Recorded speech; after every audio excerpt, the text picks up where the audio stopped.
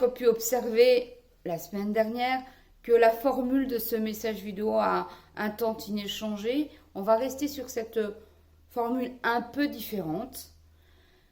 Aujourd'hui, je voudrais parler avec vous du monde d'avant et du monde d'après. Est-ce que c'est possible? Est-ce que c'est possible qu'il y ait un monde d'avant et un monde d'après?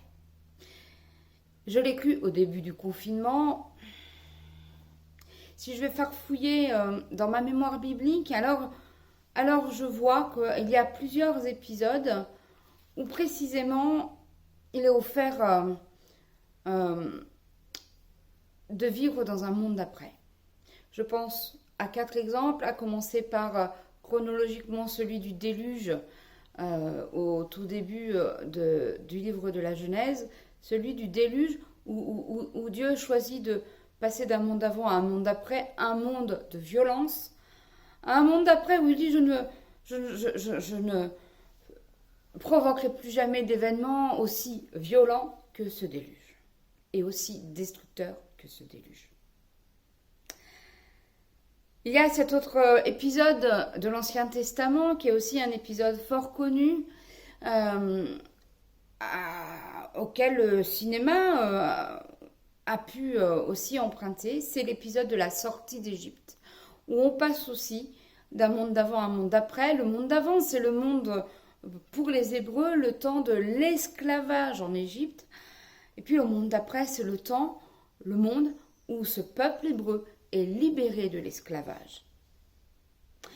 Un troisième épisode, encore dans l'Ancien Testament, qui concerne plus spécifiquement une personne, un individu, même si au fond, on nous raconte que ça concerne des générations et des générations aussi. C'est l'épisode qui touche Abraham. Son nom va changer. Le passage de son nom d'Abraham à Abraham montre que quelque chose change profondément dans sa vie. Ce qui change profondément dans sa vie, c'est que selon la volonté de Dieu, à la demande de Dieu, de notre Dieu, il va quitter le pays de son père pour se mettre en chemin, en route, vers le pays que le Seigneur lui promet, pour lui et pour sa descendance. Et ce qui va aussi changer pour cet homme, c'est qu'il va passer d'un temps du polythéisme à un temps du monothéisme. Vous voyez combien ce qui se passe pour Abraham a des implications pour nous jusqu'à aujourd'hui. Et puis mon quatrième exemple se trouve dans le Nouveau Testament et c'est l'événement de la croix qui nous fait passer effectivement aussi d'un monde d'avant à un monde d'après, du monde de la culpabilité au temps du pardon. Où ce qui m'anime, ce qui est au cœur de ma vie, ce n'est plus la culpabilité, mais ce qui est au cœur de ma vie et au début de ma vie, ce qui me fait vivre, c'est le pardon. Moi, je voudrais qu'on puisse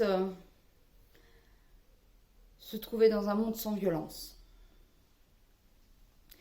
Un monde où la violence ne prend pas tant de place, où la violence ne prend pas le pouvoir. Je voudrais que nous puissions vivre dans un monde où nous ne sommes pas des esclaves.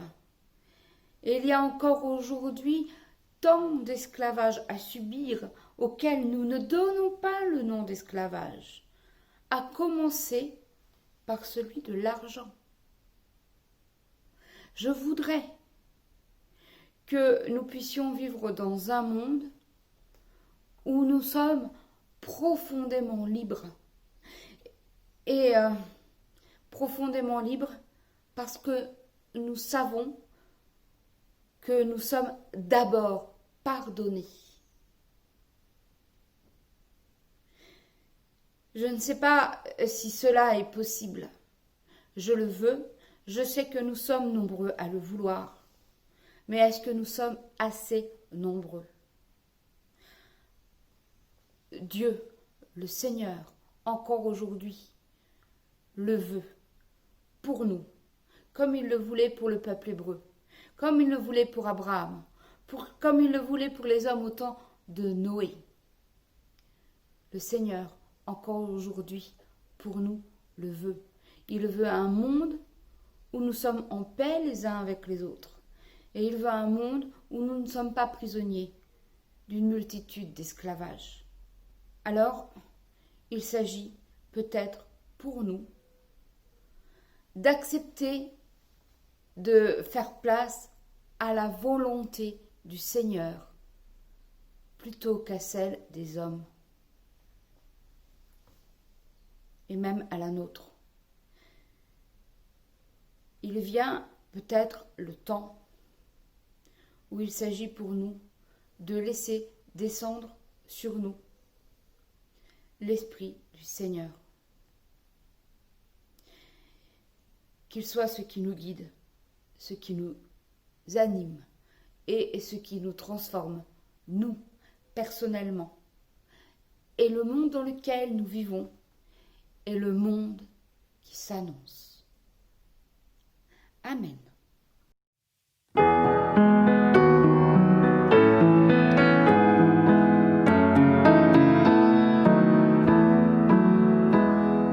Livre de nos chemins.